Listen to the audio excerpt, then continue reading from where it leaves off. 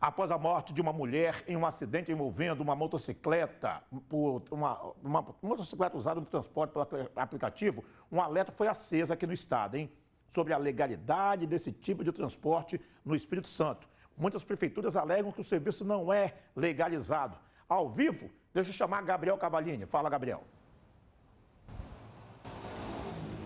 Fala, Dudu. Pois é, eu ainda não utilizei esse tipo de transporte por aplicativo, mas a gente percebe mesmo que os relatos de pessoas que têm experimentado têm crescido cada vez mais. E aí fica sempre aquela dúvida em relação à regulamentação desse tipo de transporte. Existe uma lei federal que regulamenta o mototáxi, mas eu estava até conversando aqui com o Greg Repsold, que é exatamente especialista em mobilidade urbana, ele é arquiteto urbanista e tem essa especialização. E a gente estava questionando exatamente a questão de faltarem algumas leis específicas, né, Greg? Como, por exemplo, a questão do capacete, a questão do passageiro saber ou não, né, do garupa saber ou não ficar naquela situação ali durante o percurso. Fala pra gente sobre isso. Por que seria importante exatamente regulamentações específicas a nível municipal? Bom dia. Bom dia, bom dia. A gente tem duas leis federais, a Lei de Mobilidade Urbana e a Lei de Transportes por Aplicativo, que já regulamentam a atividade do mototáxi. Ambas as leis deixam a critério do município ou do estado criar legislações adicionais. O próprio Supremo Tribunal Federal já definiu que o município e o estado não podem proibir o que a lei federal já permite.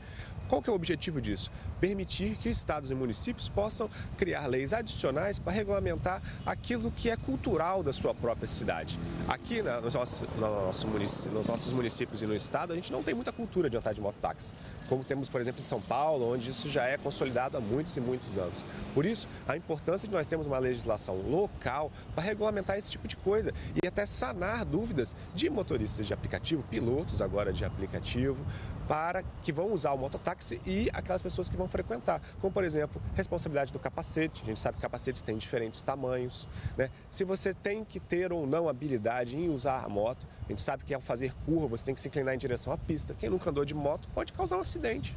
Alguns questionamentos em relação ao passageiro, né? De ele ter que ter o próprio capacete, de ele saber ficar na garupa da moto, em relação à inclinação, só para ressaltar, essa aí é a parte do passageiro, né? Se o passageiro deveria ter essas obrigações. Exatamente. A gente também tem algumas dúvidas com relação ao próprio piloto. Por exemplo, é necessário algum tipo de sinalização na moto para estar andando de mototáxi, porque a fiscalização não vai saber diferenciar um mototáxi de uma carona tradicional. O piloto também precisa ter algum tipo de seguro para proteger terceiros em caso de acidente. Essa também é uma outra dúvida que uma legislação local poderia estar sanando. A gente sabe que essas empresas que fazem esses transportes aplicativos são grandes corporações que têm equipes de advogados para defender os seus interesses. Mas às vezes o piloto ou motorista de aplicativo ela não tem esse tipo de auxílio. E por isso a importância de serem amparados por uma lei municipal.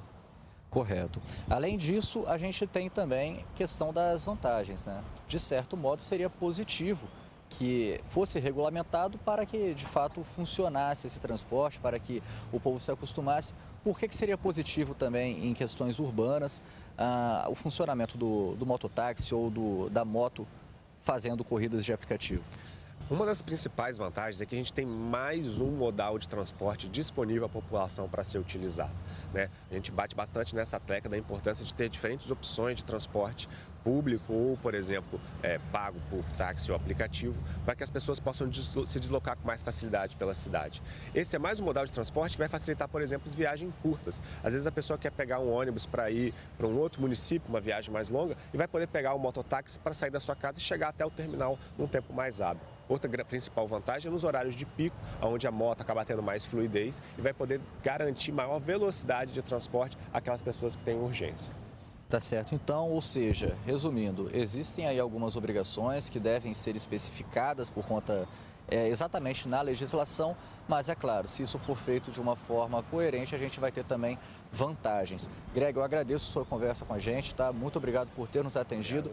E é isso aí, Dudu, fica esse alerta. Claro que a gente também não está relacionando o acidente de ontem necessariamente com o fato de a moto ser uma moto de aplicativo, mas é claro, sempre que fica uma situação dessa, surgem algumas dúvidas na população, no pessoal que nos acompanha de casa.